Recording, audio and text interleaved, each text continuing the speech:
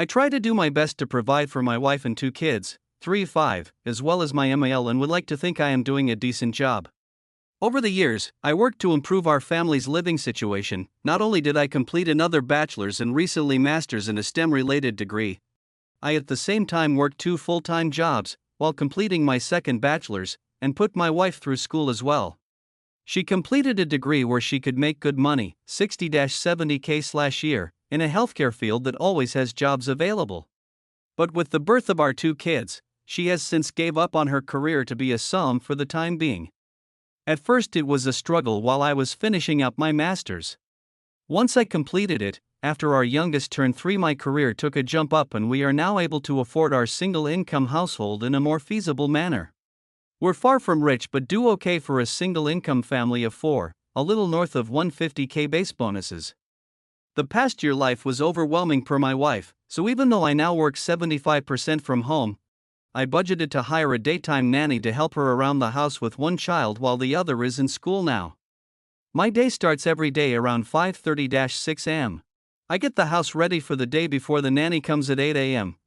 I get our oldest up and ready for school, breakfast made, and plan out my day, bring our oldest to drop off, and be home in time to let the nanny in. My most recent task at work has me grounded for the next 2 months, meaning I am now 100% WFH. While this is nice, I am busy in meetings all day as my role manages teams on a global scale as I oversee projects from my industry. For the past 1.5 months, I realized my wife, as much as she says her life is stressful at home, starts at 10 am. I asked my MAL and nanny if this was always the case after a week or so of WFH, and they both responded more or less. Sometimes earlier, sometimes later. My wife literally wakes up and cooks and then scrolls through her phone or shops from home. Which brings me to my gripe. I am glad I am able to provide her that sort of life since we both grew up lacking in means. I get the possibility of postpartum depression, the stress of having kids, the feeling of being unfulfilled, the fact that I probably am a shitty husband.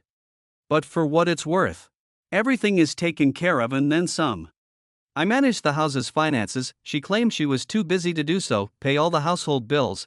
I pay my own personal bills, I pay her bills, track and perform all the upkeep of our house appliances/cars/pets/ etc., and I also help pay for my MAL's medical bills and car note. But apparently my life is on easy street compared to hers. I can't decompress to her because it seems like she always feels the need to one-up me. I had a bad day. But she had it worse cause I'm lucky I got to go away and work. My feet hurt from walking all day during work travel, which is nothing compared to her standing and cooking with a child clinging to her. For the past 2 or so years, I've been told I ruined her life, her opportunities, etc. But when I reminded her of what she says, she denies and dodges accountability. My mail has brought me aside and stated she's noticed a change in both myself and my wife. I have a greater attachment to my kids and hell. I've hugged the dogs and talked to them more about my life than to my wife. I honestly feel like I am in emotional survival mode as I'm 1 step from moving up the career ladder and 1 step away from finding love and comfort from the bottom of a whiskey bottle. I'm sure I'll be hearing from the manly men of Reddit about how I'm simping. But I'm not a machine. I just want to know and feel that someone I prioritize aside from my kids appreciates and loves me for what I do. I'm sure I'll hear from the stay-at-home moms of Reddit. Which is fine. I grew up in a single parent/mother household. It's not easy. And honestly, with the help of her mother and a nanny Monday through Friday, for 1 toddler while another child is at school. Can you honestly tell me she's having the typical some experience? Because neither my friends or colleagues who are single parents can say she is. I'm sure the masses of holier-than-thou Redditors will consider this a poorly written fanfic, but it is what it is. Wife laughed. Came back like nothing happened. She made it about her.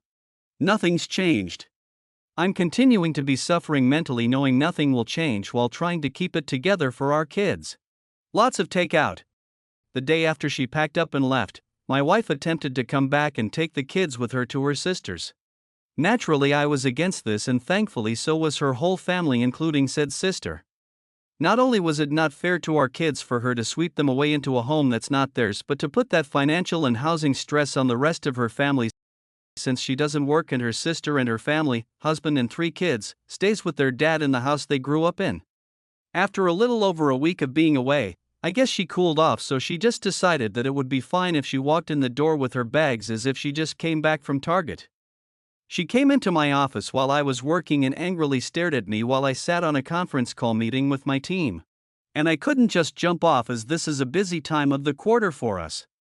I guess that didn't sit well with her because once I took off my headset and closed my laptop, she started yelling at me about how much I really don't care about her and her well-being overall. At that moment I couldn't do anything more than look at her and just shake my head. Mother-in-law came in after hearing my wife yelling and pulled her away, telling her to not bother me, while our nanny kept our youngest away from it all on the other side of the house. That night after the kids were put to bed, I sat in my office by myself with a drink as I had been doing for the past nights, and my wife came in. We talked. We argued. We cried. We drank. One thing led to another and we were in bed. I wish I could say that was our making up, but the next sobering morning as we laid there, she went on about how hard it was for her the time she was gone. Literally. It was about her struggles staying at her family house in her old room with her dad and sister's family. How lucky I am to be able to stay here and do this and that and buy this or do that and not stress as much as they did. How easy my and everyone else's in our family lives are compared to hers, even though we had similar upbringings. My mind and heart broke that morning. I've been spiraling down since then, and this last week I made another attempt to reconcile and talk things out. But I was met with a shouting match while trying to express my current stress and anxieties with life and work in general. Wife, well, do you know how hard this is all for me? You're supposed to help me be happy. Me, so when it comes to my happiness, stress, needs, and overall well-being, FK me get over it, right?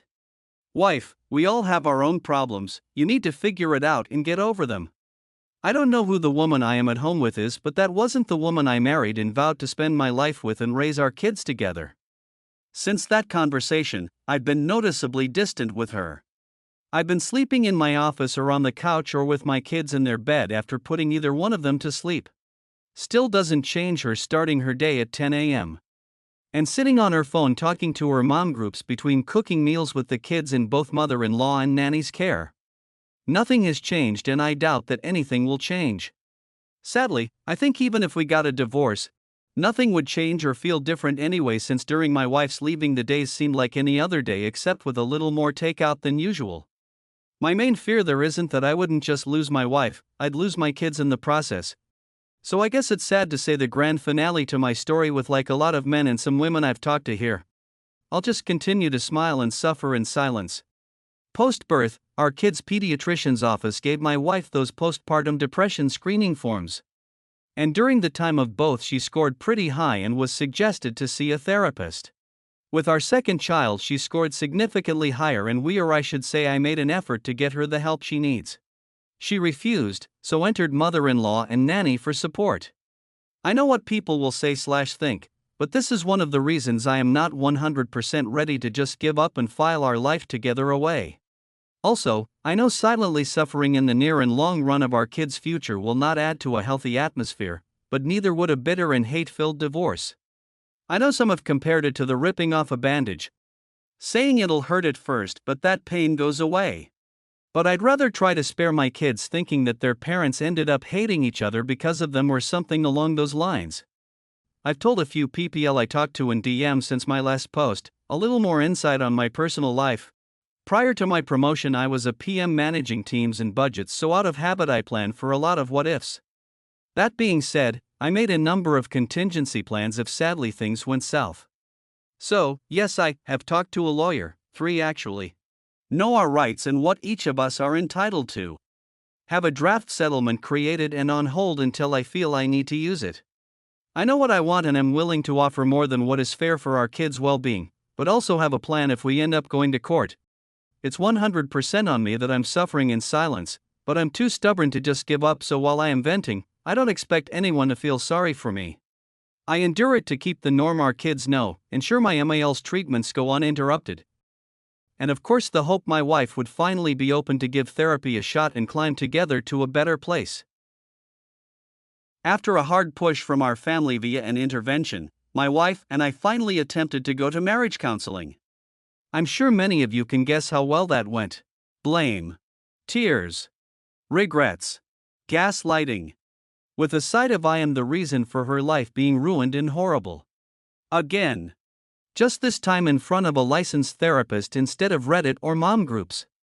In the end, everything the therapist suggested and noted went over her head and ignored as it was against the grain of her status quo.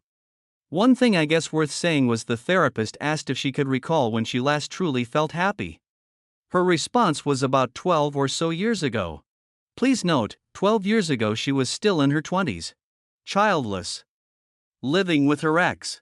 A vastly different time and position in life. I know it's petty of me, but I guess if that's when she was last happy, it wouldn't be that far of a stretch for her to find that happiness again since her ex is in the same apartment, job, and place in life that he was 12 years ago.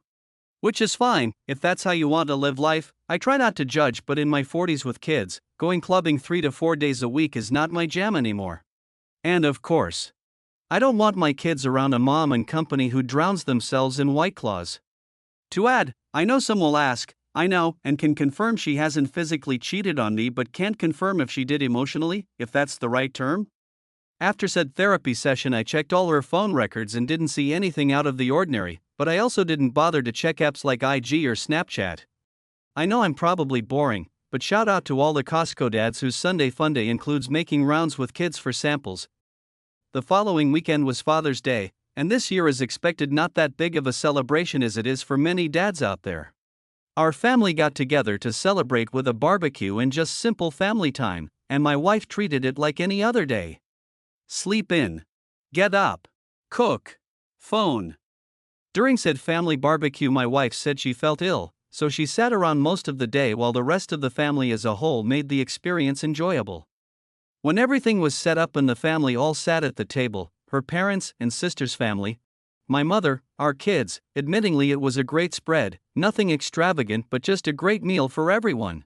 I was conversing with my brother-in-law about both of our kids' school Father's Day activities and I assume my wife overheard, when I mentioned that it was a little sad to see some kids sit alone without their fathers during the Breakfast with Dad event I attended. She blurted out with a laugh loud enough for the whole room to hear. "It's not like you do anything anyway, I could have gone instead." At that moment I was red and at a loss for words, sitting there processing what she said in my head, while the dining room went dead silent. My MIL broke the awkwardness and in response said, "Well, maybe if you feel that way, one of you should divorce the other." My wife looked at my MIL confused that she would respond with that and laughed mockingly in my direction and with her hand pointing at me said, "As if another woman would want a man like him? Just look at you." While the room sat silent, I was angry, heartbroken, confused, and embarrassed all at the same time. In manly man fashion, I just nodded my head in silence, stood up, and picked up my keys and got in my truck and drove off to get a drink while trying to ignore the cries of the rest of the family and our kids telling me to stay. I don't know what was said or done while I was out of the house the rest of Sunday, because I couldn't bring myself to check our house cameras. But when I returned early Monday morning, the house had a completely different feel. As usual, I woke up around 6, got the house and our oldest ready for school drop-off. Checked emails. Checked messages, nothing out of the ordinary. As I was getting dressed to leave, my wife laid in our bed snoring lightly. All I could do was look at her and think of what we had.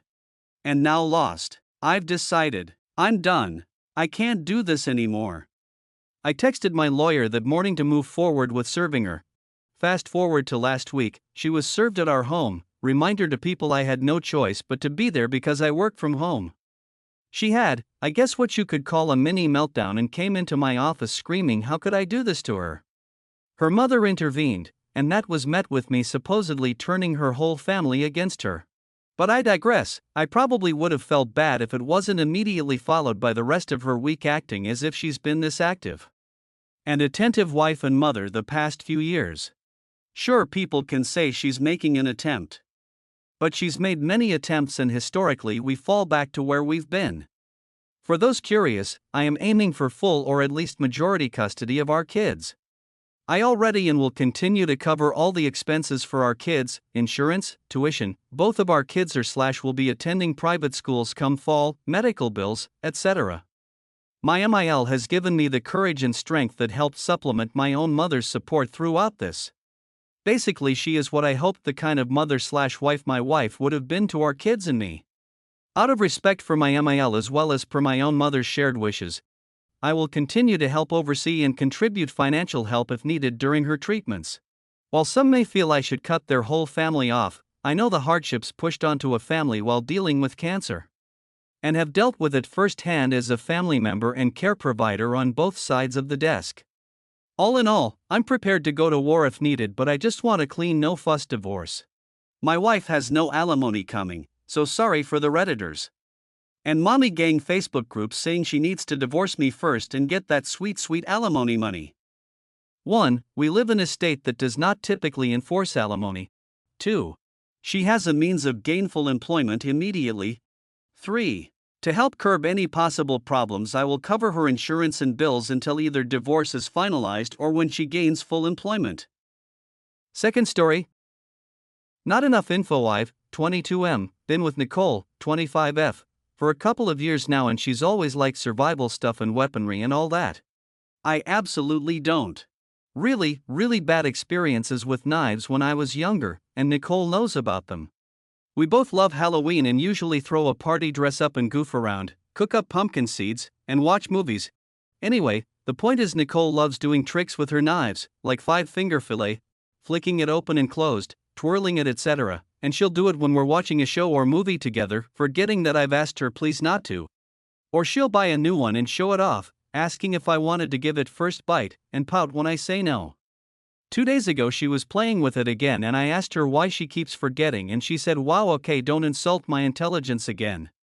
And then that it was just a knife and therefore not a big deal and therefore not that important to remember. After that, she put away the knife and we continued to have an okay night, but I was on edge and jumpy whenever she touched me. Yesterday she called me into the kitchen, only she was playing 5-finger fillet. And I startled her and she messed up badly. I lost my cool. Screamed my head off, tried shouting what I knew about first aid at her while I raced to grab my phone, complete panic, dialing 911. Only for her start laughing and show me that it was a prank involving red food dye and a carrot.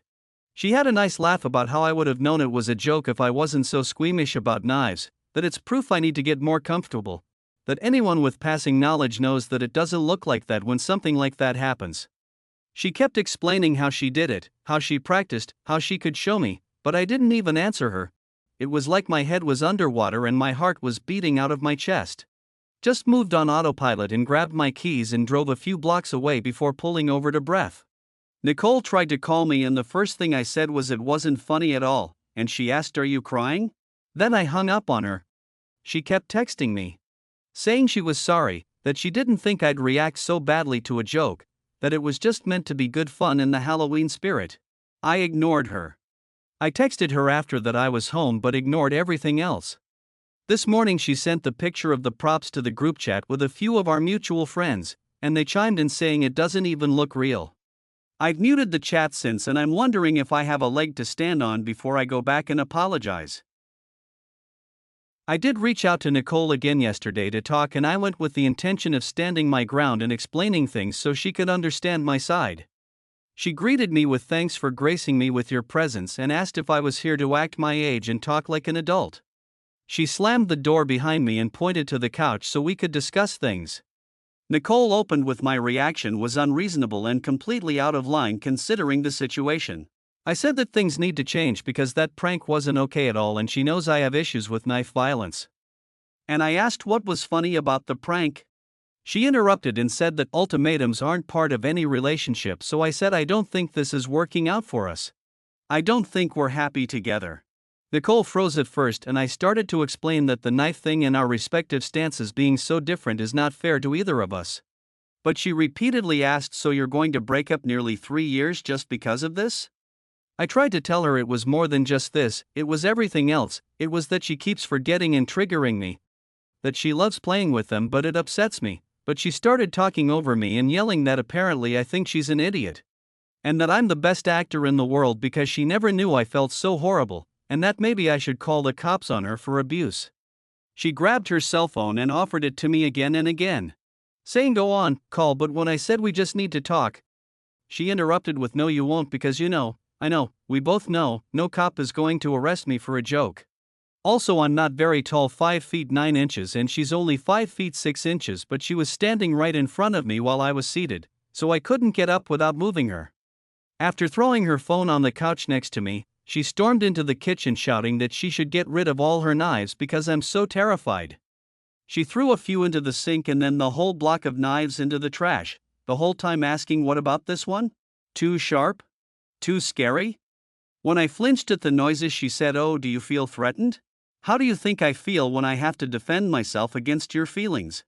Nicole told me to quit crying, that I can't just use tears to manipulate her, and mocked me when I said please stop. She said she has to walk on eggshells because she has to deal with a boyfriend that can't handle a single joke without running off into the night. It's not hard to not overreact, literally just think before you go crazy. It's that simple and that it's ridiculous that a grown man can't handle a knife or a gun. And I refuse to let go of my victimhood because anyone normal would have gotten over it by now. It's been nearly 9 years. She called me stubborn and childish for picking this hill to die on, that I'm not innocent. It's not fair that I'm allowed to ignore her for hours but she can't have a little fun, and is my ego really that big? It's sickening that I don't trust her or think she's smart or skilled enough to handle a knife properly, and it's sexist, infantilizing and insulting. At some point I said I think I need to go home and it was like a switch. And she said please stop crying, I hate when you cry. Joked, I think, because she laughed? I guess hibachi dates are off the table, huh?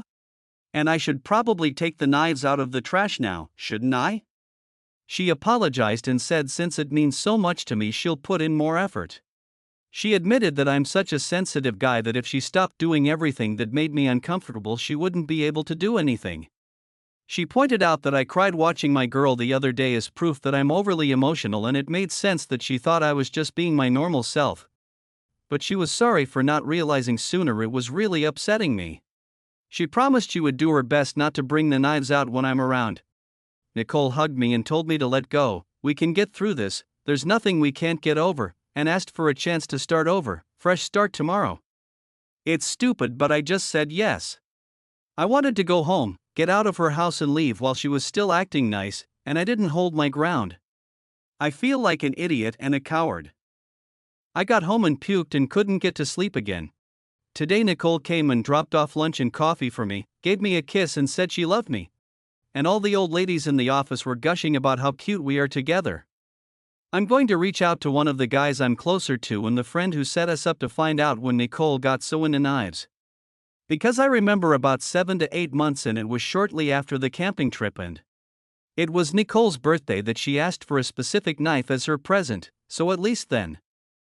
But I can't really remember there being anything major before then. I'm going to break up officially with her tomorrow with one of the guys if possible, so I can get my stuff from her place. Roll this back over a decade ago for more background. When I was a preteen we experienced a home invasion that resulted in my mother and dog dying, and left me with a lifelong phobia of knives and anxiety surrounding blood and break-ins. Directly following the break-in, I was unable to handle a knife being pointed at another living creature. My brain caught on to stupid things and connected them to the events and made them into triggers. Mom's perfume. The sound of glass shattering or a door banging open. A song that was playing at the time. Even now I still hate the song, but at least it doesn't trigger a flashback anymore.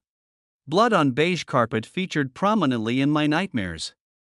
I worked extensively with a therapist to process what happened and what I'd seen. Recovery took years of therapy, weeks of inpatient care, medication to help with the nightmares, PTSD, depression, and anxiety. We sold the house as soon as we could. I moved out of state as soon as I could. I kept up with therapy and continued to take my medication. My aversion to knives became something minor in how it impacted my life. I was careful in the kitchen and I certainly didn't search out knife-throwing competitions, but it was under control in my normal daily life. It helped that everything seemed to be coming together. I made new friends, I was balancing work and school, I just met the girl who'd become my first long-term adult girlfriend. I know now it was just the honeymoon phase, but it felt like we were progressing well even once infatuation wore off. We stood together through highs and lows and the mediocre middle ground where there's nothing exciting, just the mundane. I thought that was the marker of a steady relationship, to be able to stick together even after the excitement of a new relationship has faded. We went on a few trips together, driving across state lines to meet her family or flying back to see my dad. On one of our trips, we went camping and my fear of knives got brought up. That led to the break-in getting brought up. She seemed to care at the time, even promising to protect me if something ever happened and offering to help install a camera in my apartment. After the camping trip, I don't know if it was always there and I noticed it more after or what, but she started to be more obviously into knives. Practicing tricks in front of me, showing videos to me, starting a collection. She even asked for a knife for her birthday that year, showing me exactly which one she wanted. Before, she was into camping, into guns, which ironically I have zero issue with, and how to forage, make shelter, purify water, basic survival stuff, and artillery and tanks. She did multiple courses about military history in college, and busted out the textbooks sometimes if she remembered something she thought I would find interesting. But suddenly it seemed like her focus was on carving and skinning animals, on knife wounds and tricks and collecting and displaying knives. She started doing the tricks more often, in front of me, even when sitting next to me on the couch or at the dinner table. She would gesture with the knife without thinking and even pointed at me again, one of my major triggers being knives pointed at people or animals. She started sending me videos of news clips of other break-ins, or news reports of robberies ending in murder, between a bunch of other funny videos or pictures, so checking Snapchat became a game of Russian roulette. If I didn't check the links sent through text, she'd keep sending them and ask what I thought. She'd forget she had the knife in hand when she came up to me, sometimes from behind. My nightmares came back. My anxiety got worse. No matter how often I reminded her to please stop playing with the knife in front of me, or at least not next to me, she would always forget after a little bit. Some part of me refuses to believe there's no way she risked bodily harm just to unnerve me. It came to a head when she pulled a prank where she pretended to cut off a finger. We had a huge fight, our biggest one yet. I wish I'd acted differently and hadn't stormed out, but I did. There is a lot about my time with Nicole I would do differently in hindsight. I was so sure I'd just break up with her for good. I don't know why I didn't stay broken up with her. When I did it first, I did it alone because my friend Jack rolled his eyes and called me a PSSY for wanting backup. So I did it in a coffee shop instead, hoping the public I could be my backup. Nicole stared at me with this affronted expression and it was like I couldn't find the words anymore. Her eyes were huge and wide and hateful. Like I've never seen anyone glare at me like that. She gripped onto the cup like she was going to throw it at me. I had it in my head to bolt the second she moved because I could see it so clearly. But then she started crying, loudly, and kept asking why I would do this to her and that she hoped I found happiness with someone better. Since she clearly wasn't enough for me despite doing everything to be a good girlfriend. I felt like shit and people were staring, so I wished her well and asked if she wanted me to call a friend, but she told me to leave her the fuck alone, so I did. I hate how I handled the breakup, but it felt in the moment like autopilot.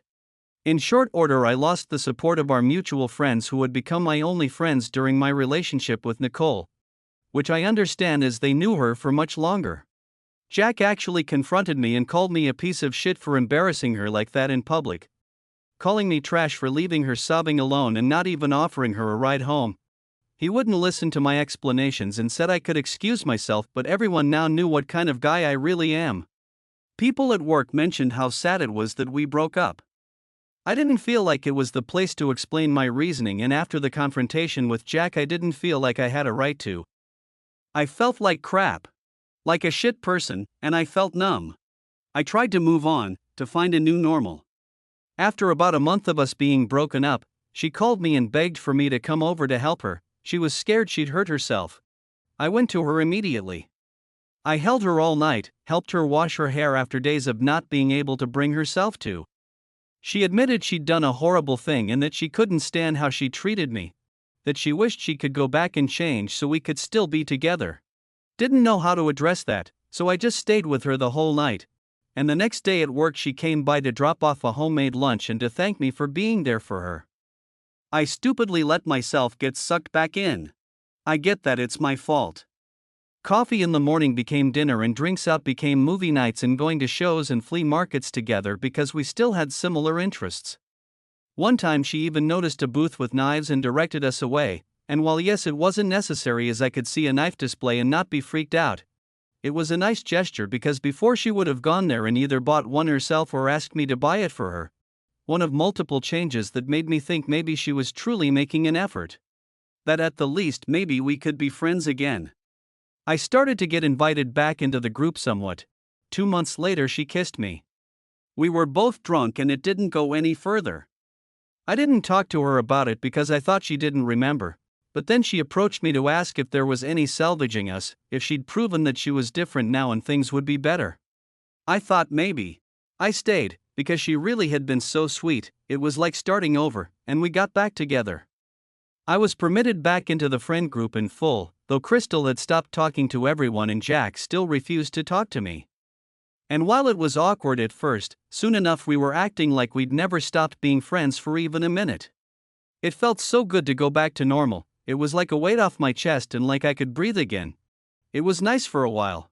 She was so careful about the knives thing and it really did feel so normal and steady. Sure, we had small fights, but we always made up shortly after and she'd be overwhelmingly loving after the fact. It felt like it was before, so it felt normal. I can't pinpoint when it started to creep back, but maybe when she started watching documentaries on her phone with the sound up high while sitting next to me. Or when she'd poke or grab me while I was cutting up dinner then laugh at my startled response. Or she'd scoff if I teared up watching or reading something then tell me later that it was out of fondness not exasperation. And I really needed to stop reading so much into it. Or she'd yell at me for forgetting something that she never even told me about. And then the next day she'd get frustrated that I didn't insist properly that she was mistaken.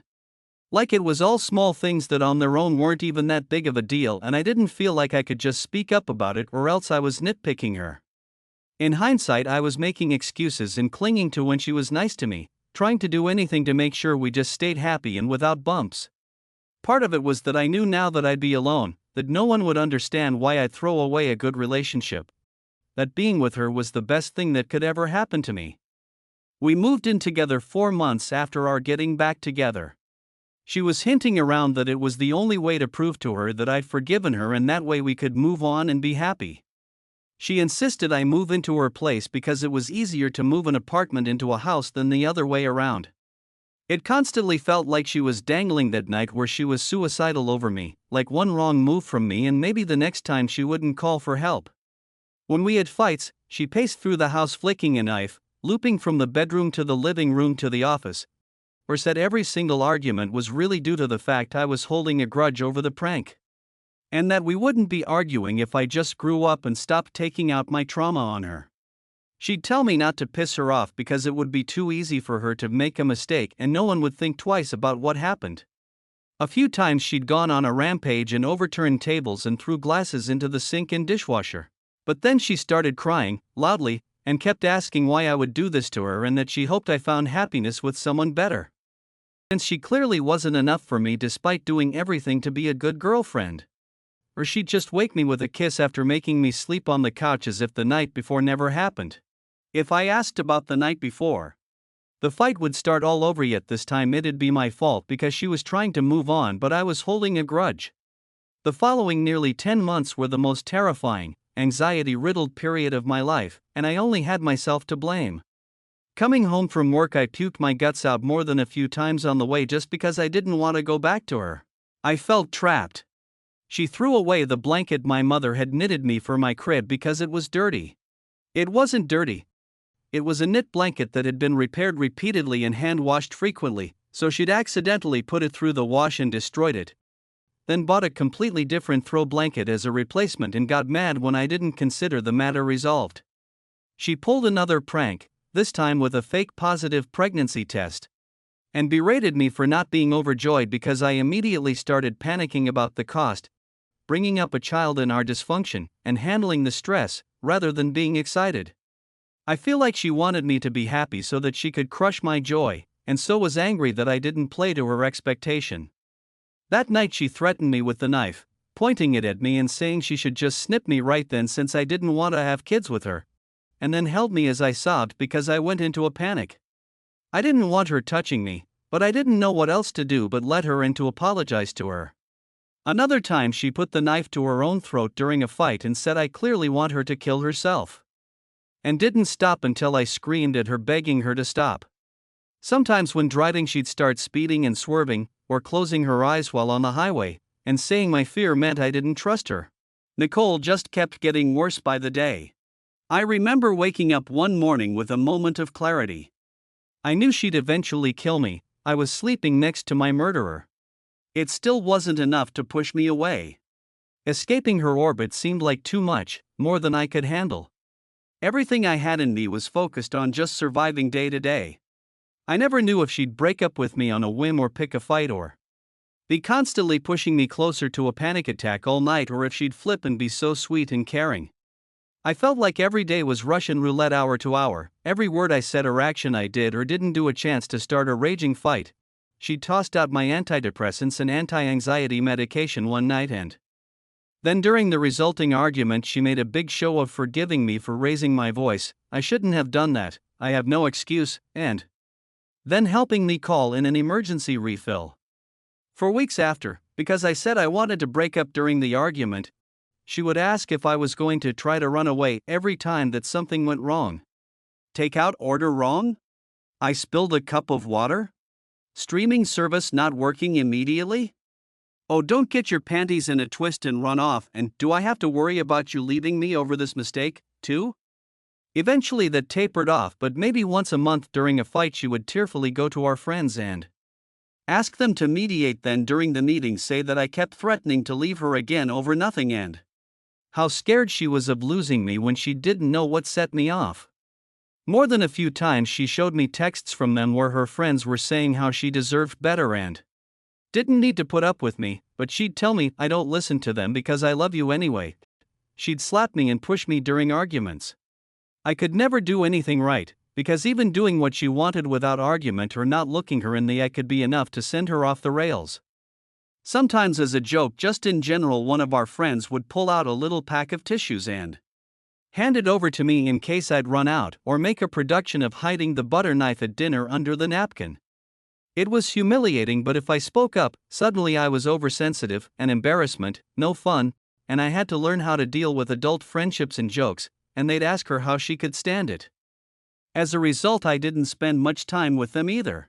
Usually Nicole would just go out with them and I'd stay home, which was the most relaxing I've ever felt during that time. Except for when she started randomly coming home without any notice or timeline. Like saying she'd be home at 6 but then not coming back till midnight or early morning.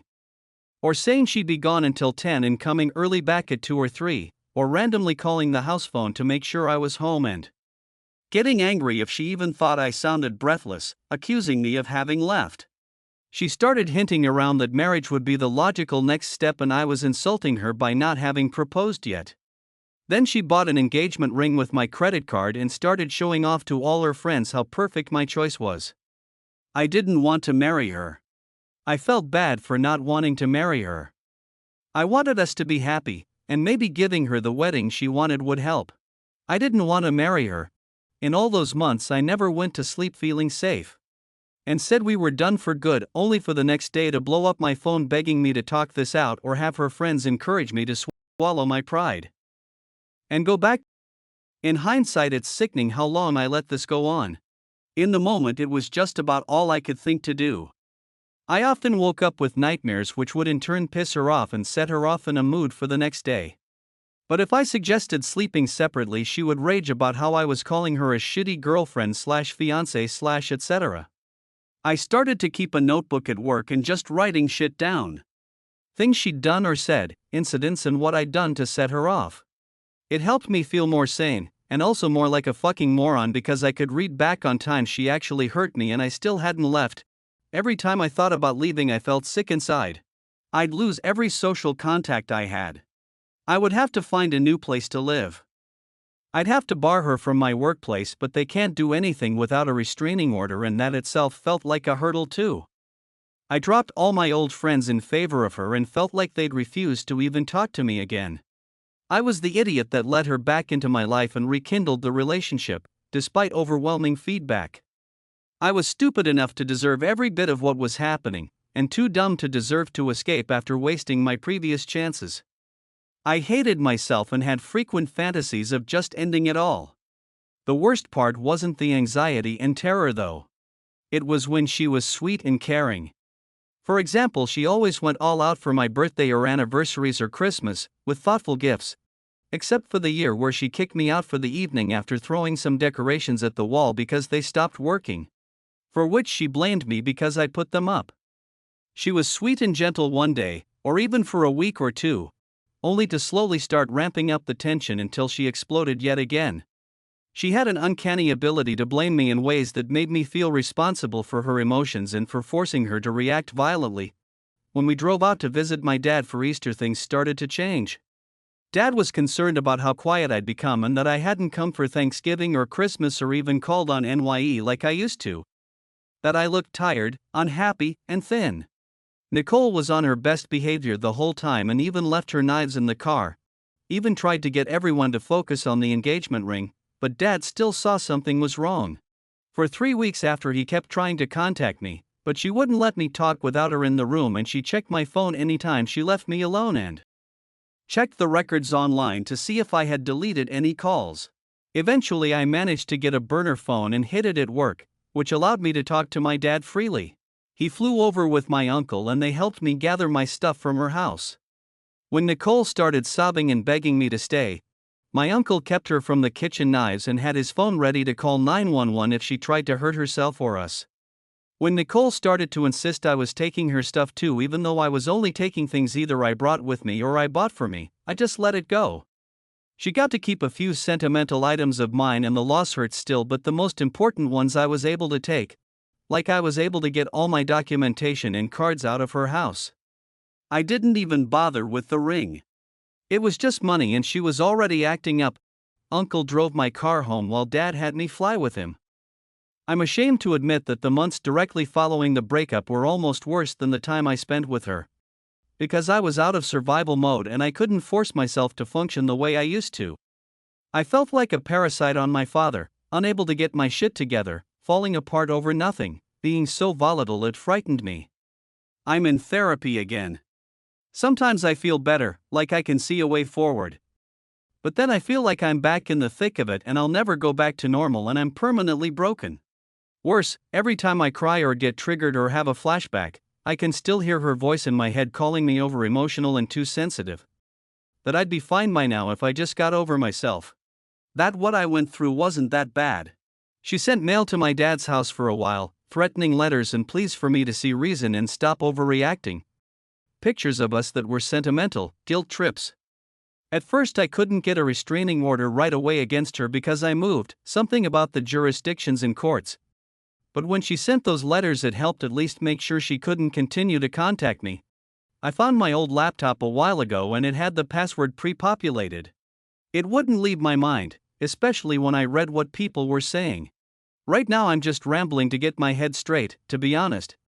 But my DMs were full of people saying how the sex must be amazing, how stupid guys get when they want to stick their dick in something. That I don't have balls or a backbone clearly and I just need to man up. Basically everything I told myself to remind me of what I did to deserve being stuck with her. I don't know if I can muster the courage to address any responses to them, but I really just want to tie up this loose end in my life. So maybe I can stop rehashing it mentally and finally move on. I might also give my therapist the notebook I kept of Nicole's abuse, but I haven't wanted to even look for it. There's still a box of shit that I haven't opened up because it's all fucked with my head so much.